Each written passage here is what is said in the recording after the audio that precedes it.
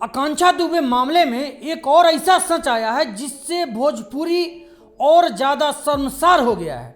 आकांक्षा दुबे के अंडरगारमेंट्स पे स्पम पाया गया है और ये स्पम आया कहाँ से है, आइए हम आपको बताते हैं इस वीडियो में विस्तार से। आपको बता दें कि आकांक्षा दुबे के मौत के बाद उनके शरीर को पोस्टमार्टम के लिए भेजा गया और साथ ही आकांक्षा दुबे के कपड़ों को भी फॉरेंसिक लैब में भेजा गया था और जांच के बाद आज ये बात सामने आई है कि उनके अंडरगारमेंट्स पे स्पम पाया गया है। आकांक्षा दुबे की वकील के माने तो जिस रात आकांक्षा दुबे की मौत हुई थी उस रात उनके कमरे में आकांक्षा दुबे के अलावा उनके साथ 4 और लोग उनके कमरे में मौजूद थे और उन 4 लोगों में सबसे पहला नाम आता है संवर सिंह का और बाकी 3 की पुष्टि अभी नहीं हो पाई है। आकांक्षा दुबे के वकील ने यह भी मांग किया है कि इन चारों लोगों का डीएनए टेस्ट हो और आकांक्षा दुबे के अंडरगारमेंट्स पे जो स्पम पाया गया है उनके ब्लड सैंपल से मैच किया जाए।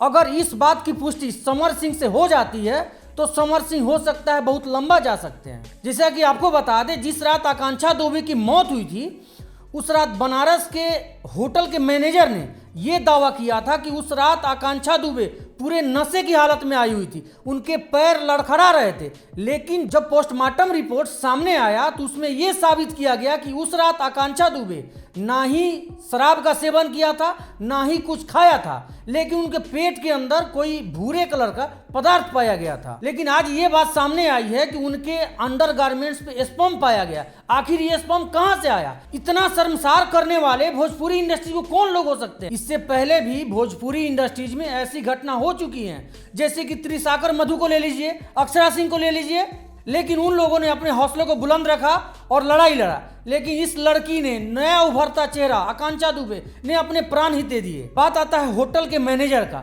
आखिर ये मैनेजर झूठ क्यों बोलता है? आखिर संवर सिंह को बचाना चाहता है या फिर ऐसे ऐसे लोग को बढ़ावा देना चाहता है? आखिर इसमें 4 लोगों में कौन हो सकता है? संवर सिंह हो सकते हैं या फिर कोई प्रोड्यूसर, कोई डायरेक्टर या फिर कोई सिंगर, कौन हो सकते हैं जो कि इतना घटिया घटना को अंजाम दे सकते हैं? आखिर आपको क्या लगता है भोजपुरी इंडस्ट्रीज में ऐसी ऐसी घटना क्यों होती है?